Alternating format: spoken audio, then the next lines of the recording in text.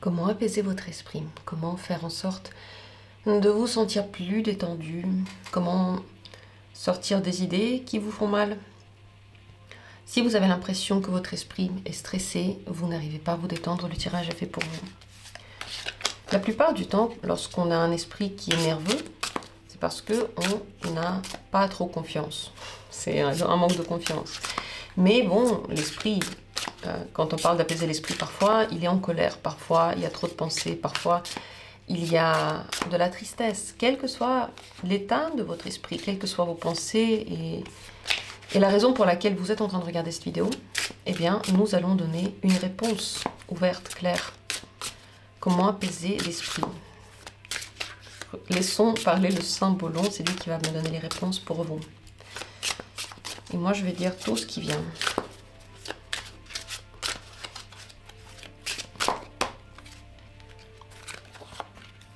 Premier tirage. Deuxième tirage. Troisième tirage. Et voici un quatrième tirage. 4 possibilités pour différents moments de votre vie, pourquoi pas, parce que les choses bougent, notre esprit a différents, on va dire, questions à régler, différents défis devant lui. Donc, on peut utiliser et réutiliser ce tirage. Si vous aimez, je vais en refaire un, dites-moi en commentaire. Dans la description, il y a toujours les minutes pour chacune des possibilités. N'hésitez pas à vous y rendre une fois que vous avez choisi. Moi, je commence. Qu'en est-il avec le premier tirage? Pour apaiser votre esprit, vous avez besoin d'un espace dans lequel vous faites ce que vous voulez. Regardez, lui, il est en train de faire des bêtises, il est en train de rigoler, il est en train de peut-être amuser la galerie. En tout cas, il n'est pas sérieux. Donc, pour que votre esprit puisse s'apaiser, il a besoin de se détendre, de se décharger quelque part. Vous pouvez le faire dans votre salle de bain en dansant, quelque part en dansant, vous pouvez le faire en ayant des soirées dans lesquelles vous ne faites pas du tout ce que vous faites d'habitude. Je sais pas, par exemple, vous allez faire du théâtre d'impro, ou vous allez regarder des sketchs, ou vous allez, je sais pas moi, dans des soirées, n'importe. Dans des soirées jeux, en tout cas, ça doit être un espace dans lequel vous pouvez rigoler et dans lequel vous pouvez vous comporter de façon pas conventionnelle pour vous, pour que cette tension puisse partir. C'est une liberté dans un endroit. Si dans tous les moments de votre vie, vous devez être concentré, bien apprêté, on attend des choses de vous, vous êtes peut-être responsable de quelque chose, donc vous avez comme un poids sur vous. Cette décharge est complètement nécessaire, dans laquelle il y a toute la liberté et vous vous amusez complètement. Comme ça, votre esprit pourra se déclencher, on va dire s'éteindre pour quelque temps, et ensuite se rallumer avec plus d'énergie, et en fait toute l'attention va partir dans la danse, dans les rires, dans je sais pas, le fait de faire n'importe quoi. Donc vous pouvez aussi le faire tout seul, si vous n'avez pas envie de le faire dans un club et voir d'autres gens, vous pouvez le faire tout seul, mais dans ce cas-là, il faut éteindre le téléphone, vous mettre dans une pièce où vous vous sentez bien, et juste faire n'importe quoi. Je peux sauter sur le lit, taper un oreiller, regarder des sketchs drôles, des comiques, rigoler fort. Il y a des gens aussi qui font cet exercice, juste ils s'assoient, ils essayent de rigoler. Oh mon Dieu, rien que quand je le fais, ça me fait rire. C'est un exercice qui ouvre la gorge et qui donne énormément d'énergie au corps. C'est vraiment scientifiquement prouvé, on va dire. Donc ça pourrait en général apaiser votre esprit. Chercher des espaces dans lesquels vous pouvez ne pas être sérieux et vraiment faire des bêtises. Voilà la carte. Elle est vraiment cool. Sous le signe quand même du bélier. Voici le premier tirage. Deuxième possibilité, deuxième tirage maintenant.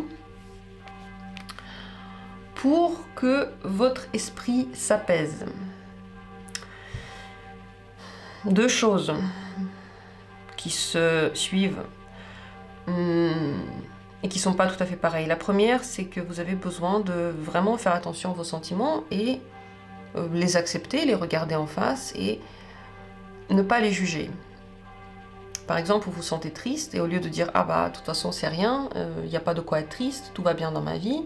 Bah, » allez au travail, ou bien « Qu'est-ce que ce sentiment, c'est vraiment bête ?» Au lieu de faire ça, vous prenez le sentiment vous le regardez, par exemple, je me sens triste, et vous vous dites, ah voilà, je me sens triste.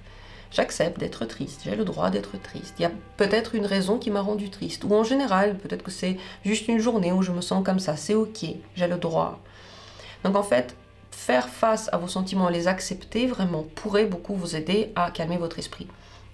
Parce que s'il y a des sentiments que vous refoulez, bah c'est la vidéo du jour d'avant, s'il y a des choses que vous refoulez, votre esprit travaille 2 fois plus. Parce qu'il y a des choses inconscientes, il y a des choses... En fait, vous essayez de couvrir vos émotions par des pensées, en un mot. Et c'est sûrement des jugements, et c'est sûrement des explications logiques, tout ça. C'est bien les explications logiques, mais quand on ressent un truc, on n'en a pas besoin, on s'en fout des explications logiques. On ressent le truc. Ça sert à rien de donner une explication logique et de dire voilà la situation, voilà ce que tu dois faire. Cette émotion doit être vécue, elle doit passer à travers et ensuite ressortir. Sinon, c'est comme si vous vous disiez à vous-même, j'ai pas de légitimité, j'ai pas le droit.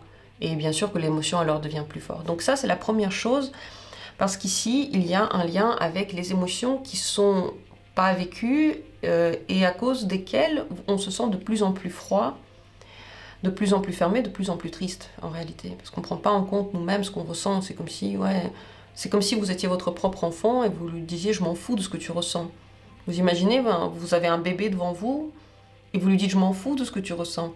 Non, on ne peut pas dire ça, ça fait trop mal, rien qu'à le dire en fait, je trouve ça horrible de le dire.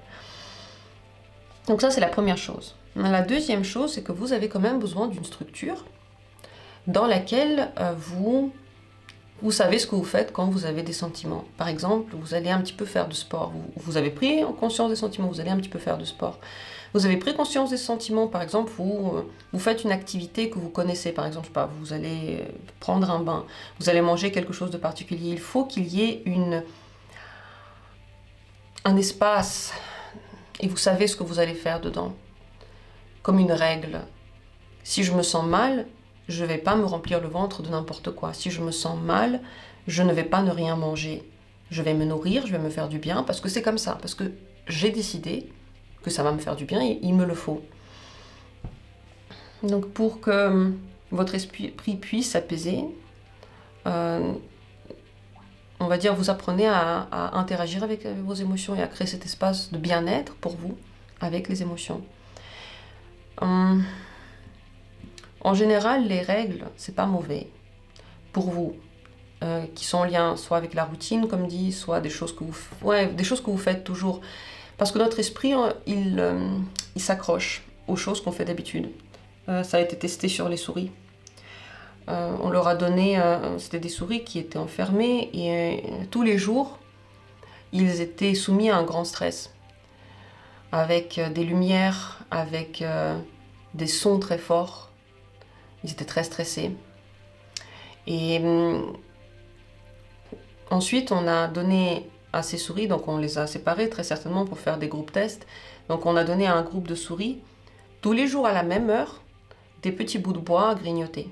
C'était toujours à la même heure, c'était toujours la règle, on va dire.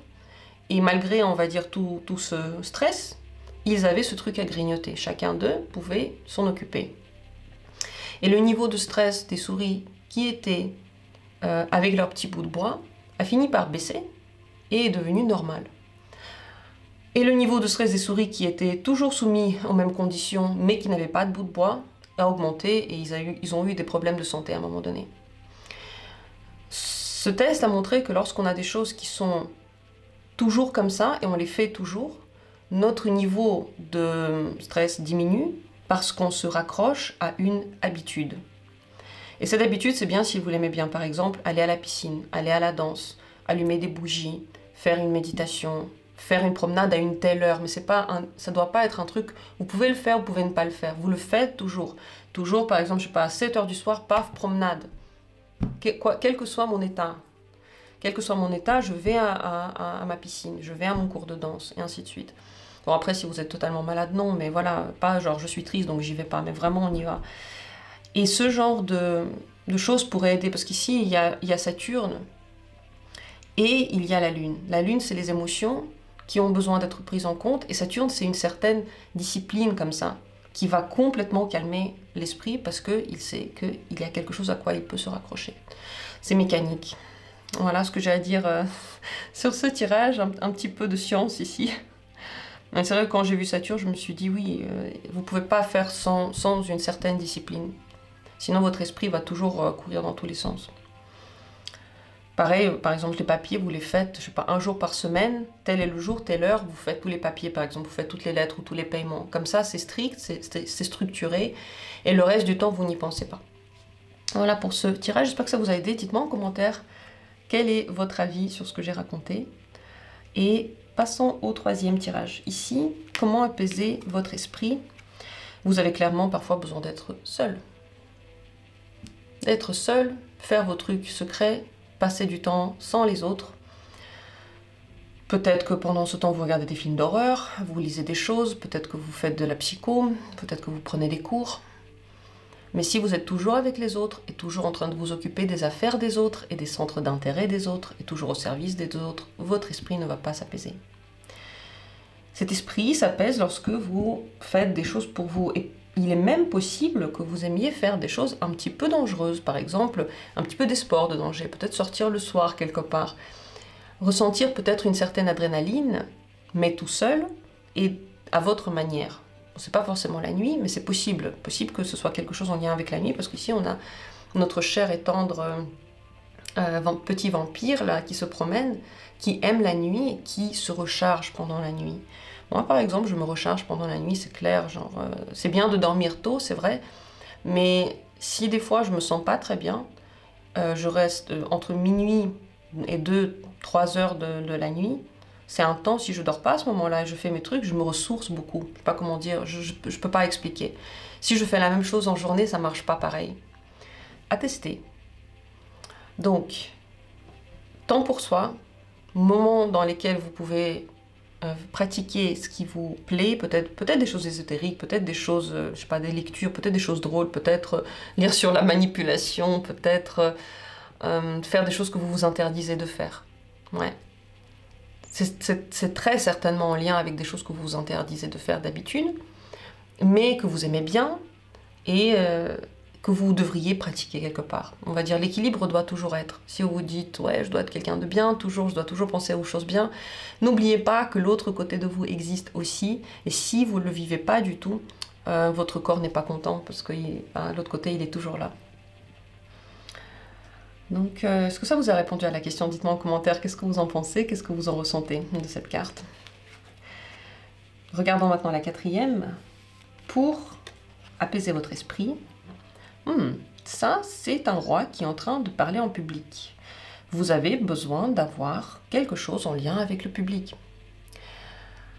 Parler pour que les autres puissent l'entendre. Voilà de quoi vous avez besoin pour apaiser votre esprit. Et je comprends très bien. Ce que je suis en train de faire là, je vous parle en vidéo, je mets la vidéo en ligne, les gens peuvent la voir, des gens que je ne connais pas. Ça apaise mon esprit. Clairement, depuis que je fais ça, mon esprit est beaucoup plus apaisé. Parce que tout ce que j'ai besoin, je ne sais même pas que j'ai besoin de le dire, mais tout ce que j'ai besoin de dire, en fait, je le dis. Ça reste pas dedans, ça circule et je me sens bien. Exemple concret de ce que ça aurait pu être. Mais ça peut être toute autre chose. Discuter, être au centre de l'intention parfois, être au centre parler et que les autres vous écoutent, écrire des discours, écrire des livres, ne pas avoir peur de vous montrer, aller dans des endroits dans lesquels on vous voit. Ça peut être aussi la promenade, quand il y a plein de gens, allez vous promener là où il y a la foule, où il y a des gens, et vous les regardez, et ils vous regardent. Tout ça. Pour apaiser votre esprit, vous avez besoin d'être à l'extérieur, briller. Le mieux, c'est d'avoir des gens en face, des amis, des collègues, des gens avec qui vous pouvez discuter. Si vous ne pouvez pas avoir ça, au moins, juste vous promener. Il y a aussi des chats, il y a des groupes de discussion sur des sujets, enfin, vous pouvez venir juste parler, personne ne vous connaît, vous êtes anonyme sur Internet. Et pourtant, vous avez la possibilité de vous ouvrir et dire les choses que vous avez besoin de dire. Si vous gardez trop de choses pour vous, vous ruminez toujours, il y a plein de pensées, il y a plein de sensations, d'émotions, vous ne les dites jamais, vous n'allez pas être apaisé. Voilà ce roi qui est en train de discuter, vous voyez que c'est sous le signe du soleil et de Mercure, du Gémeaux, et c'est vrai que Mercure a besoin absolument de s'exprimer, il doit parler. Si vous ne voulez pas faire toutes ces choses-là, vous pouvez parler tout seul chez vous, mais à voix haute, et dire ce que vous pensez, voilà, ah ce truc ça me saoule, là j'aime bien, bah tiens je vais faire ça. Oui, ça peut sembler fou, il y en a qui disent ah bah là c'est fou de parler tout seul, moi je trouve pas. Pourquoi est-ce que ce serait mieux de parler avec quelqu'un que tout seul? Il y a clairement des choses à dire à soi-même. Mais bon, ça c'est mon avis. En tout cas, ça pourrait clairement apaiser votre esprit que d'avoir ce genre d'activité. Aussi, écrire des publications, écrire des livres. Vous pouvez vous exprimer comme vous voulez. Et si en plus vous avez un métier dans lequel vous pouvez parler en public, là c'est parfait. Voici pour le mini tirage, j'espère qu'il vous a plu et il vous a intéressé. Merci à tous d'avoir été là et on se retrouvera bientôt pour d'autres vidéos intéressantes.